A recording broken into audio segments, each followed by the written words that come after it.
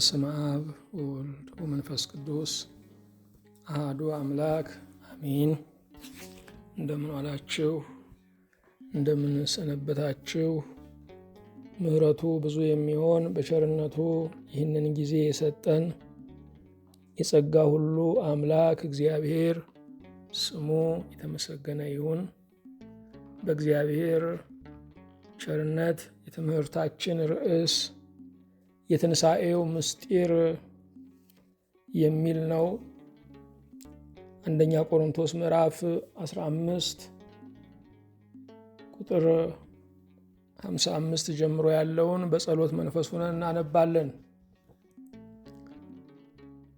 ሞት ሆይ መውጊያህ የት አለ? ሲኦል ሆይ ድል መንሳትህ የት አለ? የሞት መውጊያ ኃጢአት ነው፣ የኃጢአትም ኃይል ሕግ ነው።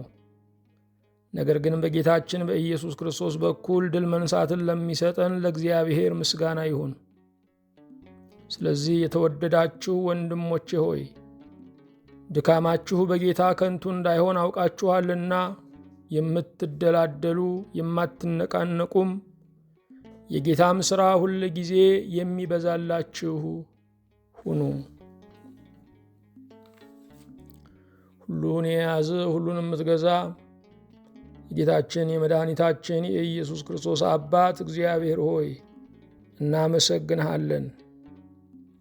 ሁሉን በፍቅር የከወንክልን፣ መፈጠራችን ከፍቅርህ የተነሳ በመልክህ መሰራታችንም ከውድህ የተነሳ ትእዛዝ መቀበላችን በወደቅንም ጊዜ መፈለጋችን ከፍቅርህ የተነሳ ከሰማይ ሰማያት ያወረደ ከቅድስት ድንግል ማርያም ከሥጋዋ ሥጋ ከነፍሷ ነፍስ ነስተህ እንድትወለድ ያደረገ ፍቅር ነው። በመልዕልተ መስቀል ላይ በቀራንዮ አደባባይ እንደ ብራና የተወጠርከው ከፍቅር የተነሳ ነው። አንተ ያለ ፍቅር አታቅድም። አንተ ያለ ፍቅር አትናገርም። አንተ ያለ ፍቅር አትከውንም። ሁለንተና ፍቅር የሆነ የማይለወጥ ውድ ያለህ እግዚአብሔር በሰማይና በምድር ክብር ምስጋና ለአንተ እናቀርብልሃለን። የኔ ናችሁ ያልከን እግዚአብሔር ጠላት እንዳያገኘን ሞትም እንዳይነጥቀን የደምህን ማኅተም ያሳረፍክብን ይሄ የኔ አካል ነው፣ ይሄ የኔ ቤት ነው፣ ይሄ የኔ መቅደስ ነው ብለ የከጀለንን ሰይጣንን ያዋረድክልን ያሳፈርክልን እግዚአብሔር ቤተሰቦቻችን የተመኙልንን በዘር በትውልድ ከሚዋረስም ወጥመድ ሁሉ ነፍሳችንን ያስመለጥክ ክቡር ጌታ ከብረህ የምታከብር አንተ ብቻ ነህና ለሰይጣን ከመገዛት ከመዋረድም ጉልበታችንን ለርኩሳን አጋንንት ከማንበርከክም ስላዳንከን ልባዊ ምስጋና እናቀርብልሃለን።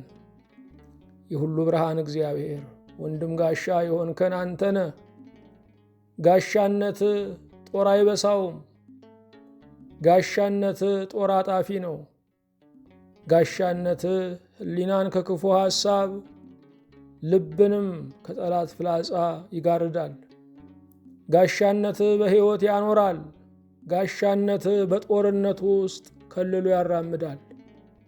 አንተ ወንድም ጋሻችን ነህና ምስጢራችንን የምንነግርህ የበረሃውም ጓዳችን ነህና በእውነት እግዚአብሔር አምላክ እናመሰግንሃለን። ስምህን የሰጠን እግዚአብሔር አንተ አባት ተብለ ልጆች እንባል ዘንድ የፈቀድክልን ክርስቶስ ተብለ ክርስቲያን ያደረግከን ወልድ ተብለ ውሉደ እግዚአብሔር ያሰኘህን መንፈስ ቅዱስ ተብለ መንፈሳውያን ያሰኘህን ሕያው ደንጊያ ተብለ ሕያዋን ድንጋዮች ያሰኘህን በጉ ተብለ በጎች ተብለን እንድንጠራ የፈቀድክልን እረኛ ተብለ እረኛ ያሰኘህን ካህን ተብለ ካህናት አድርገህ የሾምከን ስምህን የሰጠህን አልፋ ኦሜጋ የሞትከው የተነሳኸው በእውነት እናመሰግንሃለን። ስለሚያልፈው ስናወራልህ ስለማያልፈው የነገርከን እግዚአብሔር፣ ስለ ከነዓን ትነግረናለህ፣ ስለ በረሃው ጥማት፣ ስለ ነዘር እባብም አትናገርም። አንተ ስለማያልፈው ትናገራለህ፣ ስለሚያልፈውም አትነግረንም። የዘመናት ቅዱስ እግዚአብሔር ሆይ ዘላለማችንን ስላየህልን በእውነት እናመሰግንሃለን። ጉዟችንን ያቀናህልን፣ እስከዚህ ቀን ድረስ በቸር የመራህን እግዚአብሔር፣ በአንተ ድነናል፣ በአንተ ጸድቀናል፣ በአንተ ሕይወትን ተካፍለናል፣ በአንተ ጸጋህን ወርሰናል፣ በአንተ ልጆች ተብለናል፣ በአንተ ከመላእክት ማኅበር ተደምረናል፣ በአንተ ከአመስጋኞች አጠገብ ቆመናል። ጌታ ሆይ ባለ ዙፋኑ እናመሰግንሃለን። መውደቃችንን አይተህ ያልናከን ክቡር ጌታ፣ ትልቅነትህ ትንሽነታችንን አልናቀውምና የተንሣኤው ንጉሥ በእውነት እናመሰግንሃለን።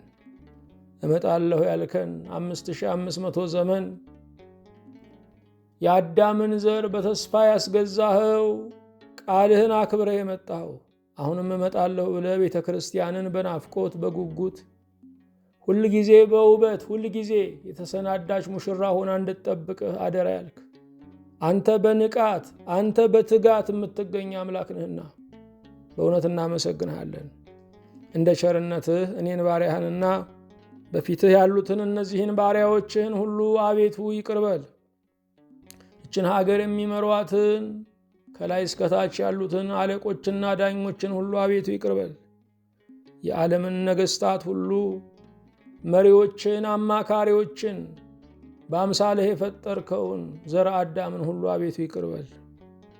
የሁሉ አምላክ እግዚአብሔር ሆይ የታመሙትን እንድታድንልን፣ የሞቱትን እንድታሳርፍልን፣ ያዘኑትን እንድታጽናናልን፣ ያጡትን በበረከት እንድትሞላልን፣ የተሰደዱትን እንድትመልስልን፣ ከሃይማኖት የወጡትን ወደ አሚነ ሥላሴ እንድትመልስልን፣ በክህደት ዓለም የሚኖሩትን አንተን ወደ ማመን እንድታመጣልን፣ ለክርስቲያን ዓለም ፍቅርን እንድትልክልን፣ አገልጋዮችህን በጸጋ እንድታበረታ፣ ካህናትህን ሞገስ እንድታለብሳቸው፣ አስቡን ያሉትን ሁሉ በቸርነትህ እንድታስባቸው፣ በሚጎርለን በሚያስፈልገን ሁሉ በታላቅ ብልጥግና እንድትሞላብን፣ ያንተ ሆነን እንድንቀር በአደባባይ የሕይወታችን ፍጻሜ እንዲሆን አቤቱ እንማልድሃለን።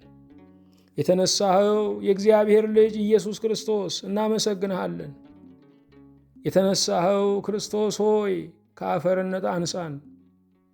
የተነሳኸው ኢየሱስ ሆይ ከምድራዊነት አላቀን። የተነሳኸው ሕያው ጌታ ሆይ ለሚበልጠው ጸጋ አነቃቃን። የተነሳኸው ብሩክ የእግዚአብሔር ልጅ ከሞት ፍርሃት ሰውረን። የተነሳኸው አልፋ ኦሜጋ በሌላው ሞት ከመኖር አድነን። የተነሳኸው ክርስቶስ ለምድር ኃይለኞች ከመስገድ ሰውረን። የተነሳኸው መድኃኔ ዓለም ሕይወታችን ለሕይወት ጌታ ለአንተ እንዲሰጥ እርዳን።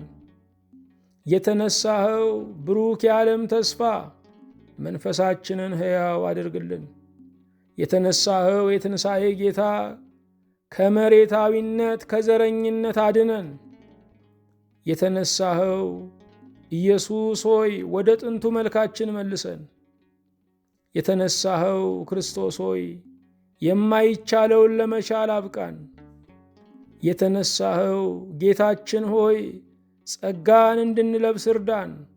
የተነሳኸው መድኃኒት ሆይ የሆነው ሁሉ በጌታ ሆነ ለማለት አብቃን። የተነሳኸው መድህን ሆይ የሚሆነው ሁሉ በእርሱ ይሆናል ማለትን አስተምረን። የተነሳኸው ሰማያዊ ተስፋ ሆይ ሊወርሰን ከመጣው ክፉ ሐሳብ አላቀን። የተነሳኸው የእግዚአብሔር ልጅ ሆይ የሰማይን መልክ አልብሰን። የተነሳኸው ብርቱ ሆይ ከፊት ይልቅ ኃይለኞች አድርገን። በጌታችን በኢየሱስ ክርስቶስ በእርሱ ያለ ክብር ጽን ላንተ ይገባሃል። ከእርሱ ጋራ ከመንፈስ ቅዱስም ጋራ ትክክል የሚሆን ዛሬም ዘውትርም ለዘላለሙ አሜን። እግዚአብሔር የአምላካችን ስሙ የተመሰገነ ይሁን። ርዕሳችን የትንሣኤው ምስጢር የሚል ነው። ጌታችን መድኃኒታችን ኢየሱስ ክርስቶስ ከሞት ተነስቷል። በዚህ ወራት የክርስቲያኖች ሰላምታ ክርስቶስ ተነሳ፣ በእውነት ተነሳ የሚል ነው። ቤተ ክርስቲያን ለዓለም ሁሉ የምትመሰክረው አንድ ድንቅ ነገር አላት። እርሱም የጌታችን የኢየሱስ ክርስቶስ ከሞት መነሳት ነው። ክርስቶስ ተንሥአ እሙታን በአብይ ኃይል ወሥልጣን እንላለን። በታላቅ ኃይልና ስልጣን ክርስቶስ ተነስቷል። የአዳም ኃጢአት አዳምን አስሮ ሰይጣንን ፈታ። የክርስቶስ ትንሣኤ አዳምን ነፃ አውጥቶ ዲያብሎስን አሰረ። የክርስቶስ ትንሣኤ የሰው ልጆች ታሪክ የተለወጠበት ነው። የክርስቶስ ትንሣኤ የሞት ግርማ የተገፈፈበት ነው። የክርስቶስ ትንሣኤ በመቃብር ላይ ለመዘመር የበቃንበት ነው። የክርስቶስ ትንሣኤ ሞት መጨረሻችን አይደለም ብለን ለመናገር ልበ ሙሉ የሆንበት ነው። ሞት ሆይ መውጊያህ የታለ? ሲኦል ሆይ ድል መንሳትህ የታለ? የሚለው ክርስቲያናዊ መፈክር በክርስቶስ ትንሣኤ የተገኘ ነው። የሰው ልጅ ለምድር ገዢዎች ይንቀጠቀጣል፣ እንኳን ለሞት። የሰው ልጅ ኃላፊ ለሆነው ለመንግስታት እስር ቤት ይርዳል፣ ይብረከረካል፣ እንኳን ለሲኦል። ከነገስታት ግርማ የሞት ግርማ ይበልጣል። ነገስታትን ሁሉ አሸናፊዎችን ሁሉ ሞት አሸንፏቸዋል። የክርስቶስ ትንሣኤ ግን ለሞት ሞትን ከፍሎታል። የክርስቶስ ትንሣኤ የሲኦልን ማስፈራት ድል ነስቷል። የክርስቶስ ትንሣኤ ለመኖራችን ትርጉም፣ ለሞታችን አድራሻ የሰጠ ነው። ክብር ምስጋና ለእርሱ ይሁን። የክርስቶስ ትንሣኤ ለመኖራችን ትርጉም፣ ለሞታችን አድራሻ የሰጠ ነው። ለምን እኖራለሁ አንልም። ለምን እንደምንኖር አውቀናል።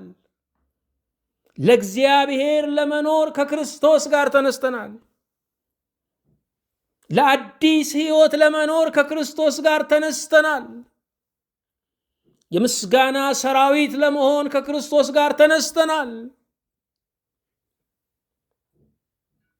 የጌታችን የኢየሱስ ክርስቶስ ትንሣኤ የተመሰረትንበት ጽኑ ዓለት ነው። የጌታችን የኢየሱስ ክርስቶስ ትንሣኤ በማዕበል ዓለም ላይ የጨበጥ ነው፣ የማይነቃነቅ ምሰሶ ነው። የክርስቶስ ትንሣኤ በድል ላይ ድልን፣ በጸጋ ላይ ጸጋን የምንጨምርበት ነው። የክርስቶስ ትንሣኤ ክርስቶስን እስክንመስል ድረስ በመንፈስ ቅዱስ ሰራተኝነት በቃሉ መዶሻነት የምንታነጽበት ነው።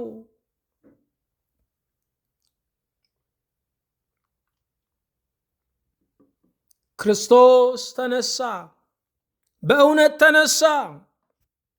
ክርስቶስ ተንሥአ እሙታን በአብይ ኃይል ወሥልጣን አሰሮ ለሰይጣን አግዓዞ ለአዳም ሰላም እምይእዜሰ ከአሁን ጀምሮ ሰላም ሆነ፣ ደስታ ሆነ፣ ፍስሐ ሆነ። የጌታችን የኢየሱስ ክርስቶስ ትንሣኤ አሁን ነው።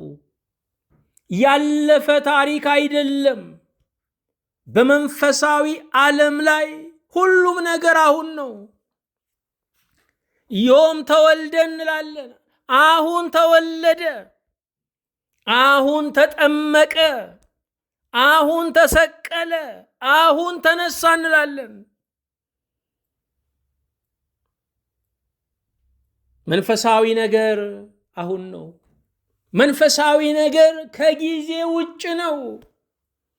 ከኃላፊ ጊዜ ከመጻኢ ጊዜ ውጭ ነው። ከቅድምና ከኋላ ውጭ ነው። መንፈሳዊነት ማለት በዘለዓለማዊ አሁን መኖር ነው። ይህንን የሰጠን የጌታችን የኢየሱስ ክርስቶስ ትንሣኤ ነው። የጌታችን የኢየሱስ ክርስቶስ ትንሣኤ ታላቅ ምስጢር ያለበት ነው። ዛሬ ምዕመናን የጌታችን የኢየሱስ ክርስቶስን ትንሣኤ ሲያከብሩ ይህንን ምስጢር ሊያስተውሉ ይገባቸዋል። በትንሣኤ በአብይነት የምናወራው ስለ መብልና ስለ መጠጥ አይደለም። በስንት ሰዓት እርድ ይፈጸማል ብለን አይደለም። ዋናው ርዕሳችን እሱ አይደለም። መብልና መጠጥ መንፈሳዊ በዓላትን ከማክበር ጋር ምንም ግንኙነት የለውም። የጌታችን የኢየሱስ ክርስቶስ ትንሣኤን የምንናፍቀው፣ በዓለ ትንሣኤን የምንናፍቀው የምግብ ለውጥ ለማድረግ አይደለም። በትንሣኤው ብርሃን የጥላቻን ጨለማ ለመግፈፍ ነው። በትንሣኤው ኃይል ከወደቅንበት ዘረኝነት ለመነሳት ነው። በትንሣኤው ፍስሐ ሐዘናችንን ለመርሳት ነው። በትንሣኤው ምስጢር ስለ ሞቱት ወገኖቻችን እግዚአብሔርን ለማመስገን ነው። በዓለም ላይ ታላላቅ የሃይማኖት መሪዎች ተነስተዋል። የሁሉም መቃብራቸው ዛሬ ይጎበኛል። የቡድሃ መቃብር ይጎበኛል። የኮንፊውሽስ መቃብር ይጎበኛል። የመሐመድ መቃብር ይጎበኛል። የባሃውላ መቃብር ይጎበኛል። የክርስቶስ መቃብር ግን ባዶ ነው። ትንሣኤው ክርስትናን ልዩ መልክ የሚሰጠው ነው። ክርስቶስ ደግ መምህር ብቻ አይደለም፣ ለዓለም ቤዛ የሆነ በኃይል በስልጣን የተነሳ ነው። ደግ መምህርነቱን ሁሉም ይቀበለዋል። እኛ ብቻ ጌታችን አምላካችን መድኃኒታችን እንደሆነ እናምናለን። የትንሣኤው ምስጢር ምንድን ነው? የትንሣኤው ምስጢር እጅግ ሰፊ ነው።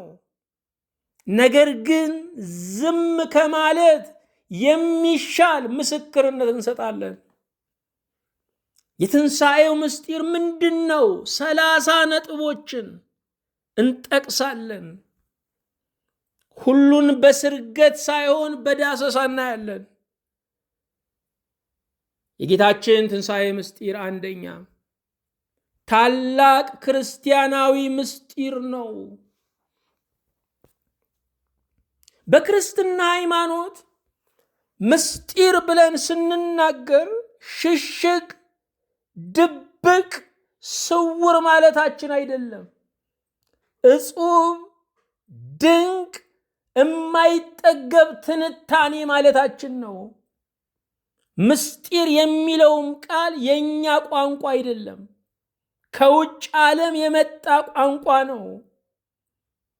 የጌታችን ኢየሱስ ክርስቶስ ትንሣኤ እጹብ ነው፣ ድንቅ ነው፣ የማይጠገብ ትንታኔ ነው።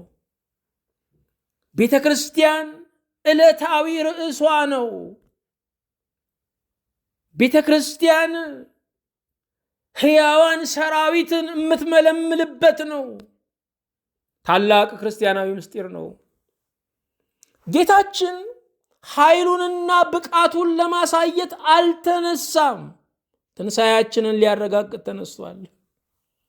ከክርስቶስ ጋር ዛሬ በእምነት ተነስተናል። በትንሣኤ ዘጉባኤ በመጨረሻው ቀን በእርሱ ኃይልና ስልጣን እንነሳለን። ልብ አድርጉ። ራስ ተነስቶ አካል አይቀርም። ራስ የሆነው ክርስቶስ ተነስቷል። አካሉ ቤተ ክርስቲያን ትነሳለች። ለአካሉ መውደቅ የማይጨነቅ ራስ የለም። ለቤተ ክርስቲያን ለአማንያን ትንሣኤ ሥጋን እስኪሰጥ ድረስ ዛሬ ትንሣኤ ልቡናን፣ በመጨረሻው ቀን ትንሣኤ ሥጋን እስኪሰጠን ድረስ ክርስቶስ ረፍት የለው። የክርስትናችን ታላቅ ምስጢር የጌታችን የኢየሱስ ክርስቶስ ትንሣኤ ነው። በክርስትና ዓለም ብቻ የሚወራ ርዕስ ይሄው ነው። ከሌሎች ሃይማኖቶች ጋር ተወራራሽ የሆነ የሞራል የግብረ ገብ የታሪክ የመልክዓ ምድር ትምህርት አለን። ክርስትናን ግን ልዩ የሚያደርገው ክርስቶስ ተነሳ የሚለው ነው። ከክርስቶስ ጋር ደግሞ እኛም ተነስተናል። ጥምቀታችንን ስናይ ከክርስቶስ ሞትና ትንሣኤ ጋር መተባበር ነው። ወደ ውሃው ስንጠልቅ ከክርስቶስ ጋር መሞታችን ነው። ክርስቶስ ተቀበረ ማለታችን ነው። ከውሃው ስንወጣ ክርስቶስ ተነሳ ማለታችን ነው። ይህንን 3 ጊዜ እንፈጽመዋለን። ክርስቶስ 3 ቀንና 3 ሌሊት በመቃብር እንዳደረ ሞትን እንዳሸነፈ እየመሰከርን ነው። ጥምቀታችን የክርስቶስ ትንሣኤ ምስክር፣ ከክርስቶስ ሞትና ትንሣኤ ጋር መተባበር ነው። ልብ አድርጉ። ክርስቶስ ሞተ፣ ክርስቶስ ተነሳ። እኛም ለኃጢአት እንሞታለን፣ ለጽድቅ እንነሳለን። አንድ ሰው ሞተ ስንል ጠፋ ማለታችን አይደለም። እንደውም ኪሎ ጨምሮ አካሉ ሰፍቶ ይታያል። ሞት መጥፋት አይደለም፣ የኑሮ ለውጥ ነው። ለምድር ይኖር የነበረ ለሰማይ መኖር ሲጀምር እርሱ ሞት ይባላል። ከምድር መለየት ነው ሞት ማለት። ለእግዚአብሔር በሙሉነት መኖር ነው ሞት ማለት። ከክርስቶስ ጋር መሞት ማለት ለቀድሞ ኑሯችን ለቀድሞ መሻታችን በድን ሆነን ለእግዚአብሔር ክብር ለመኖር አቅም ማግኘት ነው። አዎ አልጠፋንም። ከነመልካችን ከናለባበሳችን ድነናል። ግን የኑሮ ለውጥ አድርገናል። ቀድሞ ለስጋ ለዓለም ለሰይጣን እንኖር ነበረ። አሁን ለእግዚአብሔር ክብር እንኖራለን። በጥምቀታችን የምንመሰክረው የክርስቶስን ሞትና ትንሣኤ ነው።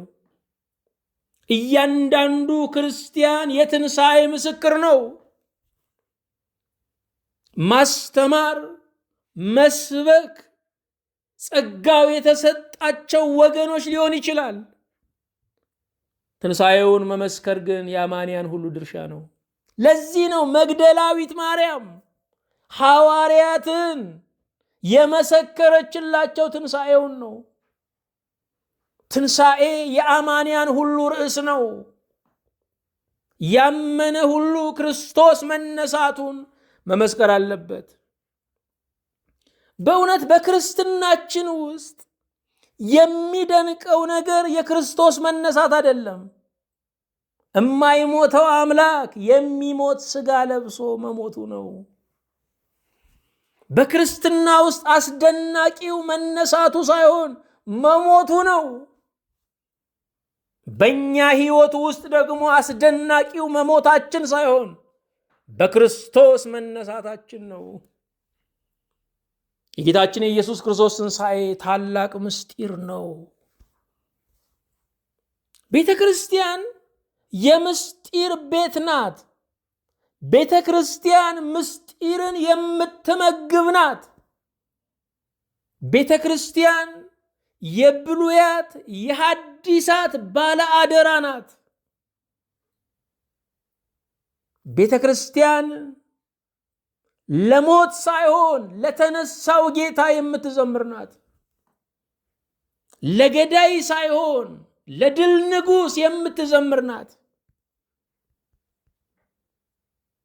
ስለዚህ አገልጋዮቿ ምዕመናን ይህንን ዓለም ሲሰናበቱ ቤተ ክርስቲያን በዝማሬ ድምፅ ነው የምትሸኛቸው።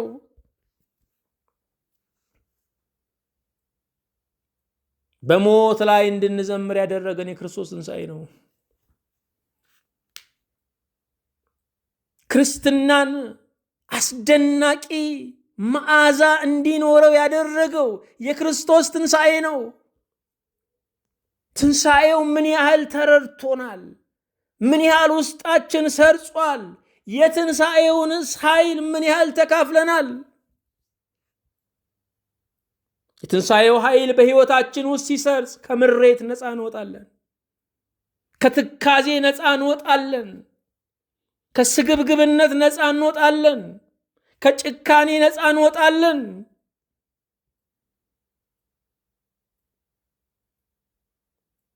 ስለኛ የሥጋ ጉድለት ሳይሆን ስለ ሌሎች አለመዳን እናስባለን።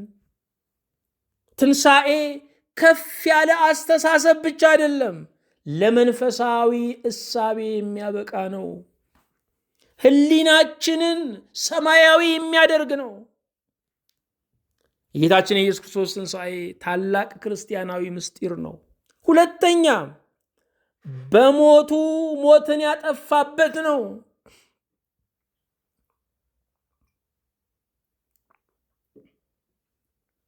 በዙፋኑ ሆኖ ሞትን መሻር ይችል ነበረ። በትእዛዝ ቃል ሞትን መሻር ይችል ነበረ። እሾህን በእሾህ እንዲሉ ሞትን በሞቱ ነቀለው። እርሱ ከወደቅንበት ሁሉ እየተገኘ አነሳን።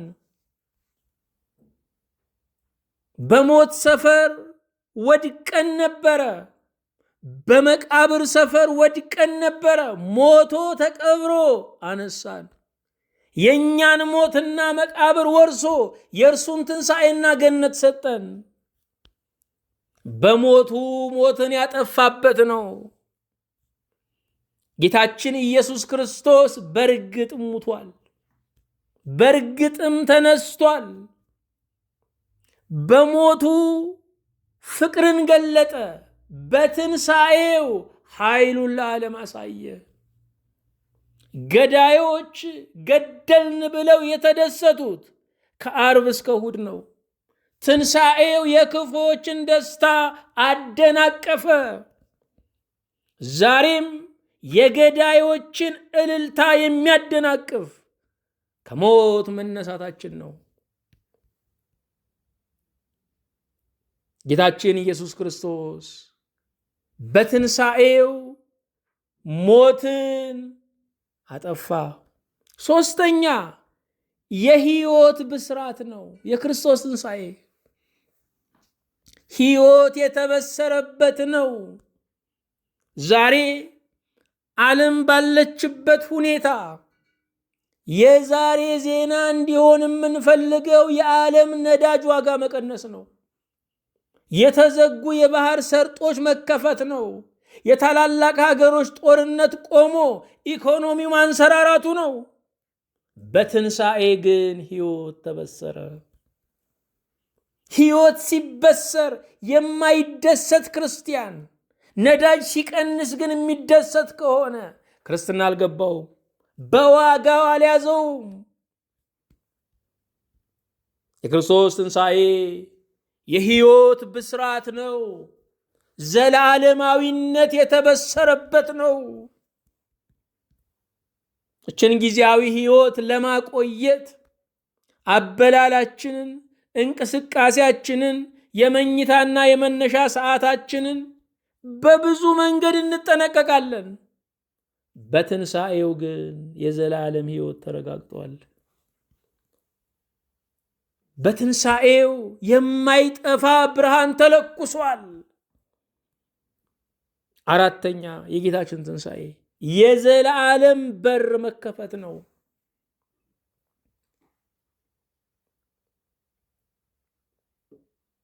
በቀዳማዊው አዳም የተዘጋው የገነት በር በዳግማዊው አዳም በኢየሱስ ክርስቶስ ተከፈተ። ቀዳማዊው አዳም እንደ ሞት ያለ እንቅልፍ ይዞት ሳለ ከጎኑ አንዲት ሙሽራ ወጣች። ዳግማዊው አዳም ኢየሱስ ክርስቶስ በሞተ በተቀበረ ጊዜ ከጎኑ በፈሰሰው ውሃና ደም አንዲት ሙሽራ ቤተ ክርስቲያን ተሰራች። አዳም በማንቀላፋቱ ሔዋን እንደተገኘች፣ ክርስቶስ በመሞቱ ቤተ ክርስቲያን ተገኘች። ከአዳም ጎን ሔዋን ወጣች። ከክርስቶስ ጎን በፈሰሰው ደምና ውሃ ቤተ ክርስቲያን ምእመን ተገኘች። የክርስቶስ ትንሣኤ የዘላለም በር መከፈት ነው። በኃጢአት የተዘጋው በር በጽድቁ፣ በቅድስናው፣ በመለኮታዊ ኃይሉ ተከፈተ። አምስተኛ የወደቀው ማንነት መነሳት ነው። ልብ አድርጉ። ይሄ የለበስነው ሥጋ አዳም ሆይ አፈር ነህና ወደ አፈር ትመለሳለህ ብሎ ከመሬት በታች ፈርዶበት ነበረ።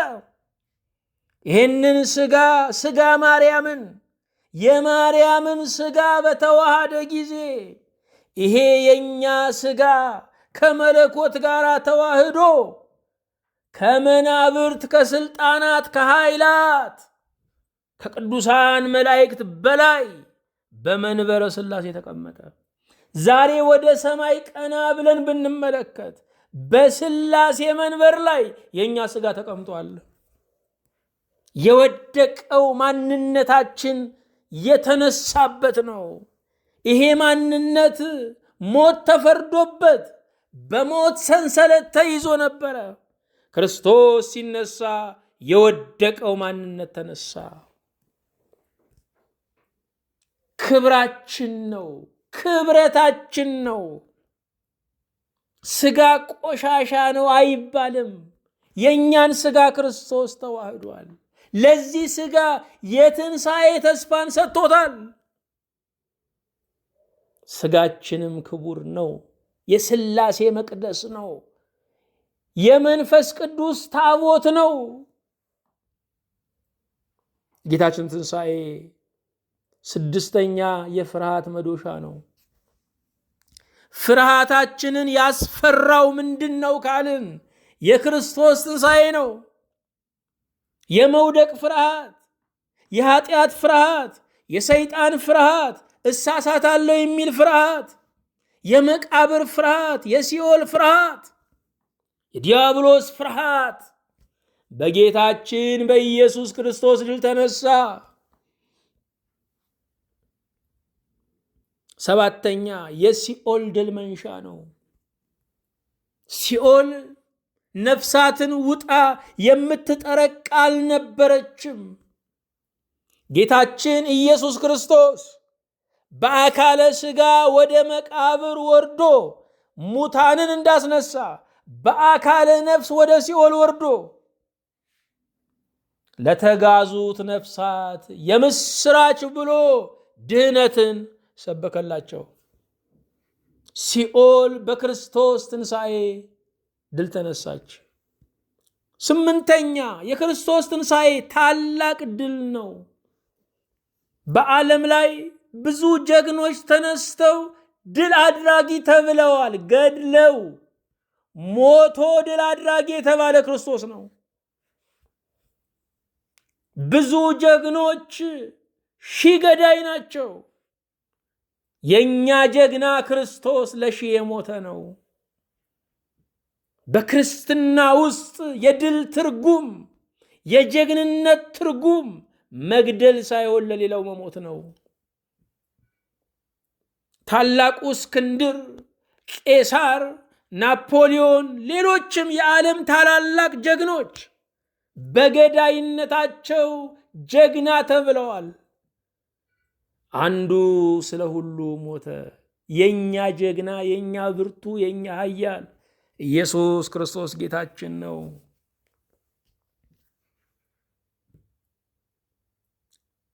ዘጠነኛ የክርስቶስ ትንሣኤ የሞት ማለፍ ነው። ፋሲካ ነው። ፋሲካ ማለት ፓሳ አለፈ ማለት ነው። ሞት አለፈ፣ ጭንገፋ አለፈ ማለት ነው። ሞትን ነበር ያደረገልን የክርስቶስ ትንሣኤ ነው። ሞትን በነበር የምንተርከው በክርስቶስ ትንሣኤ ነው። በበደላችሁና በኃጢአታችሁ ምክንያት ሙታን ነበራችሁ ነው የሚለው። ሞትን የኋላ ታሪክ አድርጎ ማውራት የሚቻለው በክርስቶስ ትንሣኤ ሲያምኑ ብቻ ነው። ሞት የፊት ለፊታችን ዕዳ አይደለም። ዛሬ በክርስቶስ ላመንን ሁሉ ሞት የኋላ ታሪካችን ነው። ሞት የአዳም ውርስ ነው። ሞት የተከፈለው ነው። ሞት በትንሣኤ የተሸነፈ ነው። የክርስቶስ ትንሣኤ የሞት ማለፍ ፋሲካ ነው።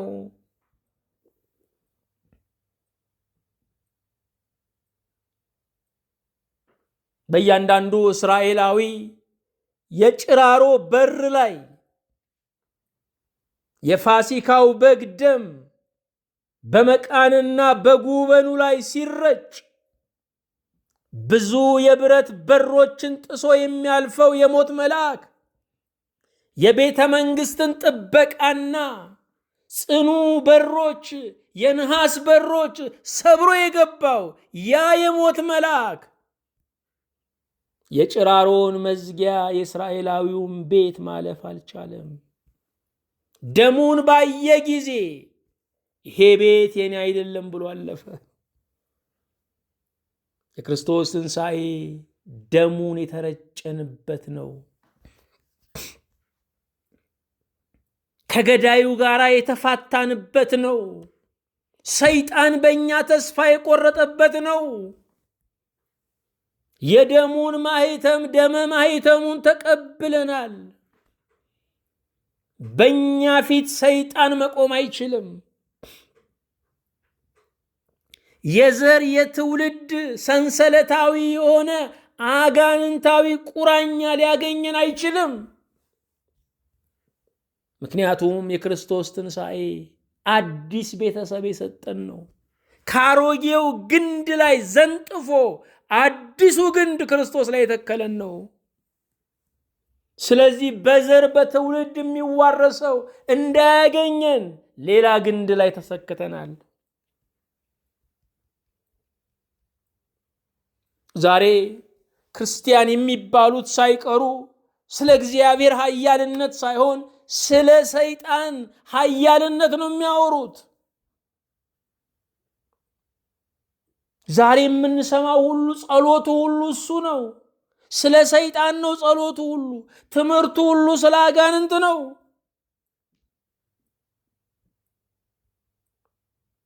እኛ ስለ እግዚአብሔር ኃይል ነው የምናወራው። እኛ ስለ እግዚአብሔር ትልቅነት ነው የምናወራው። መቼም ደርግ አውርሶ የሄደው ነገር ይውደም የሚል ነው። ዛሬ አጋንንት ይውደም ነው። በደርግ ዘመን የነበረ ይወጋ ነው። ዛሬም የምንሰማው ይህንን ነው። ልብ አድርጉ። ከሰይጣን የምንርቀው በመሳደብ በመፎከር አይደለም፣ ወደ እግዚአብሔር በመቅረብ ነው። ከሰይጣን የምንርቀው ለእግዚአብሔር በመታዘዝ ነው። ሰይጣንም አፋችን አያሸንፈውም፣ ኑሯችን ነው ድል የሚነሳው። እኛ የሰይጣን ፍርሃት የለብንም። እኛ የክርስቶስ ባሪያዎች ነን። ለክርስቶስ የሰገደ ጉልበታችን ለሰይጣን መንበርከክ አይችልም።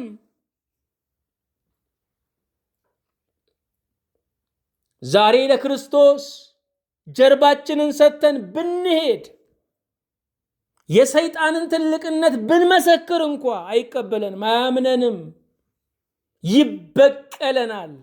ብዙ ወደ ኋላ ያሉ ክርስቲያኖችን ሰይጣን የሚበቀላቸው ስለማያምናቸው ነው። ክርስቶስ ከእርሱ ጋር ጉዳይ የጀመረበት ሰው ጠፍቶ አይጠፋም። ለጊዜው ይደናቀፍ ይሆናል፣ ወድቆ አይቀርም። እርሱ የደሙ ማህተም ያለባቸውን ሁሉ ይፈልጋል። የእንደገና አምላክ እንደገና ሰርቶ ለክብሩ ያቆማቸዋል። ብቻ ለሰሪው አይገደውም፣ ላዳኙ አይገደውም፣ እንደገና መፍጠር ለሚችለው አይገደውም። የጌታችን የኢየሱስ ክርስቶስ ትንሣኤ ሁለተኛ የተፈጠርንበት ነው። እግዚአብሔር በእኛ ላይ ያከናወነው ነገር የእድሳት ነገር አይደለም። በእድሳት አይደለም። እንደገና ውሉደ እግዚአብሔር ይሆን ነው። እንደገና በመፈጠር ነው። በቅብ አይደለም፣ በማሻሻያዎች አይደለም፣ በእርምት አይደለም።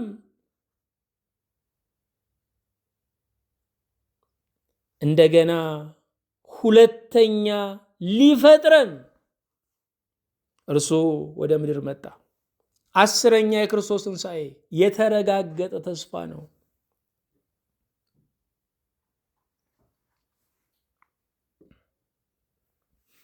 በእውነት የምንመኛቸው ብዙ ነገሮች አሉ።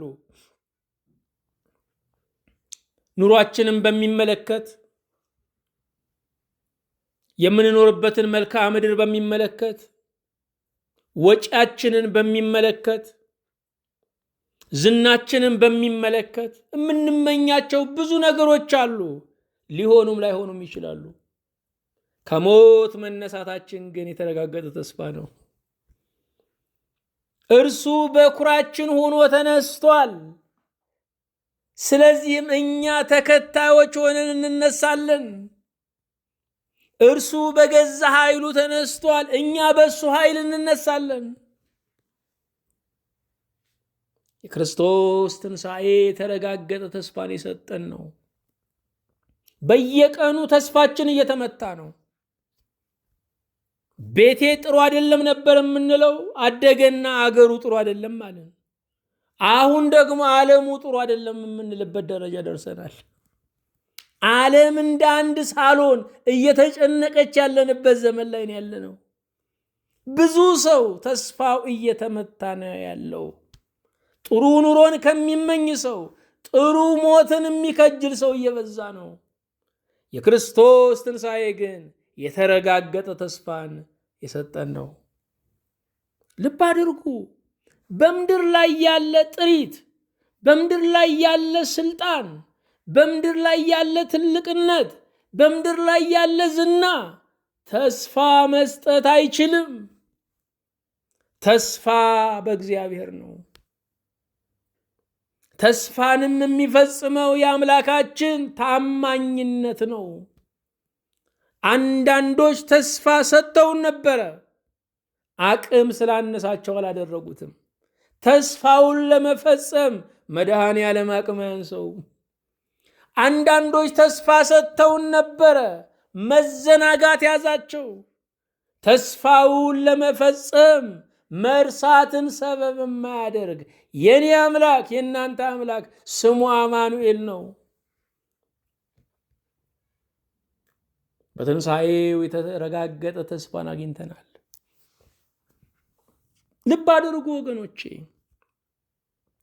ቅዱስ ጴጥሮስ በ67 ዓመተ ምህረት የቁልቁሊት እንደተሰቀለ በዓለም ታሪክ ተመዝግቧል። በመጽሐፍ ቅዱስ አናገኘውም። ይሄንን በዓለም ታሪክ ላይ ጴጥሮስ የቁልቁሊት ተሰቅሎ ጳውሎስ በሰይፍ ተመትሮ እንደሞቱ ተመዝግቧል። ክርስቶስ በእርግጥ ከሞት ባይነሳ ኖሮ ውሸት ለሆነ ነገር ጴጥሮስ የቁልቁሊት አይሰቀልም ነበረ። ውሸት ለሆነ ነገር ጳውሎስ አንገቱ በሰይፍ አይከለልም ነበረ። በእርግጥ ክርስቶስ ተነስቷል። መቃብሩ ባዶ ነው። ገዳዮችን አሳፍሯል። ዛሬም ያሉ ገዳዮች በክርስቶስ ትንሣኤ ለዘላለም ያፍራሉ። ዛሬም ያሉ ገዳዮች፣ ዛሬም ያሉ አጥፊዎች፣ ዛሬም ያሉ የሰው መቅሰፍቶች በክርስቶስ ትንሣኤ ያፍራሉ፣ ድል ይነሳሉ። ምን ይደንቃል! የሰራብተዋ መበለት ልጅ ከሞት ተነስቶ የለም ወይ? በኤልያስ ጸሎት። የሱነም ሴት ልጅ ከሞት ተነስቶ የለም ወይ? በኤልሳ ጸሎት። ወለተ ኢያኢሮስ ከሞት ተነስታ የለም ወይ? አልዓዛር ከሞት ተነስቶ የለም ወይ? ምን ይደንቃል! እነዚህ ሁሉ ቢነሱ ዳግመኛ ሙተዋል። ኢየሱስ ክርስቶስ ጌታችን ዳግም ሞት ላይ ይዘው ተነስቷል። በትንሣኤ ዘጉባኤ በእርሱ ኃይልና ስልጣን እኛም ስንነሳ ሞት ለዘላለም ይዋጣል። ዛሬ ትንሣኤ ልቡናን ይሰጠናል። በመጨረሻው ቀን ትንሣኤ ሥጋን ያድለናል። የክርስቶስ ትንሣኤ ታላቅ ምስጢር ያለው ነው። ታላቅ የክርስቲያናዊ ምስጢር ነው። በሞቱ ሞትን ያጠፋበት ነው። የሕይወት ብስራት ነው። የዘላለም በር መከፈት ነው። የወደቀው ማንነት መነሳት ነው። የፍርሃት መዶሻ ነው። የሲኦል ድል መንሻ ነው። ታላቅ ድል ነው። የሞት ማለፍ ፋሲካ ነው። የተረጋገጠ ተስፋ ነው። ለአምላካችን ለእግዚአብሔር ምስጋና ይሁን። የተነሳኸው ሞትንም ድል የነሳኸው መቃብራችንን ደፍነ የሕይወት ተካፋይ ያደረግከን ብቻህን መድኃኒት፣ ብቻህን ፈውስ፣ ብቻህን ሞትን ያሸነፍከው ኢየሱስ ክርስቶስ የእግዚአብሔር ልጅ እናመሰግንሃለን። ትንሣኤህን እንድንካፈል ስለፈቀድክልን፣ የትንሣኤን ኃይል ለቤተ ክርስቲያን ስለሰጠ፣ በምድር ላይ ያሉ ኃይለኞች፣ ገዳዮች፣ አሳዳጆች ቤተ ክርስቲያንን ሊያጠፏት ስለማይችሉ ሞት ገደባችን እንዳይሆን፣ ሞት ድንበራችን፣ ሞት ዳራችን እንዳይሆን ሞትን ወደ ዘላለም ቤት የምንገባበት በር የምንሻገርበት ድልድይ ያደረክልን በትንሣኤ ለመኖራችን ትርጉም ለሞታችን አድራሻ የሰጠህ የእግዚአብሔር ልጅ ኢየሱስ ክርስቶስ ብሩክ ስምህን እናመሰግናለን።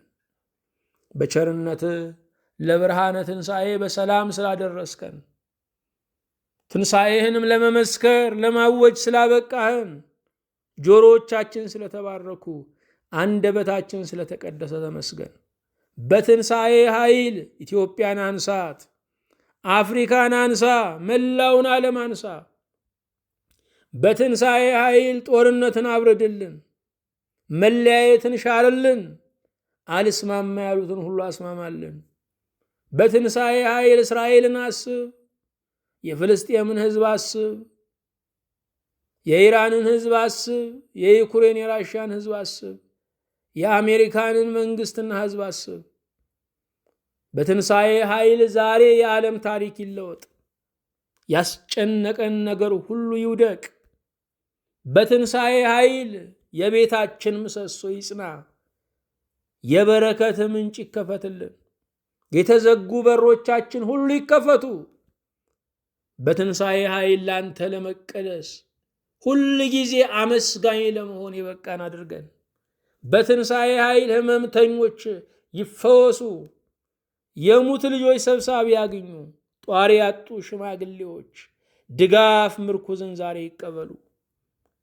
ተመስገን። በጌታችን በኢየሱስ ክርስቶስ በእርሱ ያለ ክብር ጽን ላንተ ይገባሃል።